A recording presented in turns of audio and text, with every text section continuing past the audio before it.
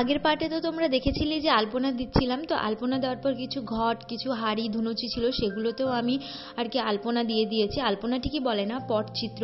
এখানে মা চলে এসেছে, সবাই মিলে মায়ের মানে আগমনের জন্য নাচ করছে। কত সুন্দর দেখো, সবাই মিলে নাচ করছে। আর আমি কনস্ট্যান্ট আলপনা দিয়েই চলেছি। একটা আলপনা পুরো ঘেটে গেছিলো মাকে স্থাপন করতে গিয়ে, এই আলপনাটা ঘেটে গেছিলো, এর উপর দিয়ে আবার করেছি। তো আলপনা দিতে দিতে সন্ধ্যা হয়ে গেছিলো প্রায়। তো শেষমেশ আলপনা কমপ্লিট করে আমি বাড়িতে চলে গেছিলাম। বাড়িতে গিয়ে আজকে যেহেতু শনিবার, বাইরে বড় ঠাকুরের পুজো দিই আমি, তো বাইরে বড় ঠাকুরের পুজোটাও কমপ্লিট করে নিয়েছি। এখন কিছুক্ষণ বই পড়ে তারপরে রেডি হয়ে চলে যাবো রাত্রে আবার পুজো বাড়িতে। তো বলেছিলাম শরীরটা ভালো লাগছে না, সেই কারণে সেরকম সাজুগুজুও করিনি, যেমন সাজগোজ ছিল সেরকমই রেখে দিয়েছিলাম, জাস্ট ড্রেস আপটা করেছি। আর এখন চলে এসেছি হচ্ছে খাওয়া দাওয়া করে চলে যাব, বেশিক্ষণ থাকিনি। তো মায়ের প্রসাদটা খুব সুন্দর হয়েছিল, এমনি প্রসাদ সুন্দর হয়। ছিল রাধা পল্লবী, কড়াইশুঁটি রাধা পল্লবী, চানা মশলা, ফ্রাইড রাইস, কাশ্মীরি আলুর দম, চাটনি, মিষ্টি।